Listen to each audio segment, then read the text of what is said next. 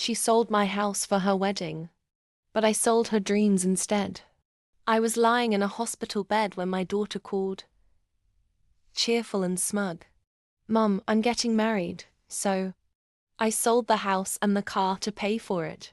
She thought I'd cry, but I laughed because she had no idea what she'd just done. Let's rewind a bit. I'm 72. Widow. Retired history professor. I live in a quiet lakefront home in Vermont, modest from the outside, but sitting on over 12 acres of pristine land. My late husband bought it decades ago for $90,000. It's now worth over $3.7 million. My only daughter, Grace, is what some call spoiled with a superiority complex. She visits only when she needs something. So when she called and chirped, "I'm getting married in Italy," I sold the house and your vintage car for it. I stayed silent for a beat, then chuckled. "Oh, honey, bless your heart," I said. "You really thought you could sell what isn't yours."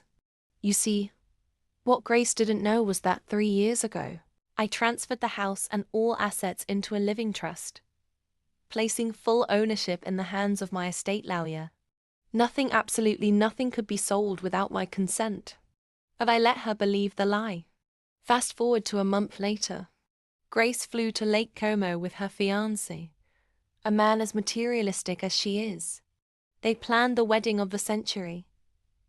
Helicopter entrance, a rented chateau, $30,000 floral arches. The payment she made was from a shady private buyer who thought the house sale was legit. When it was time to transfer ownership, boom, deal cancelled, buyer furious, wedding vendors unpaid, private jet grounded. Then came the icing on the ruined wedding cake. Just as Grace was walking down the aisle in her $15,000 gown, she was served in front of everyone. A lawsuit, fraudulent property sale, attempted asset misappropriation, and because she forged a few documents, criminal charges. I wasn't even there. I just watched the chaos unfold from my cozy hospital bed, sipping chamomile tea and humming Ave Maria.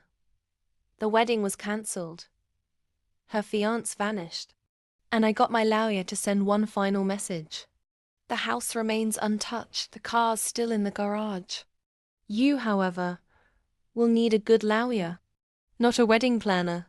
Turns out, this wasn't the first time she'd done something like this.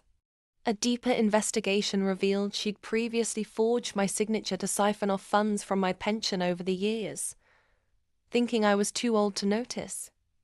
Now, she's facing federal charges and is being cut off permanently. My will has since been updated. Every penny now goes to a women's shelter I helped found in Boston. Not a dime to Grace. Love stories where karma arrives early and in heels. Hit subscribe to my channel for more jaw-dropping revenge tales and epic justice served cold.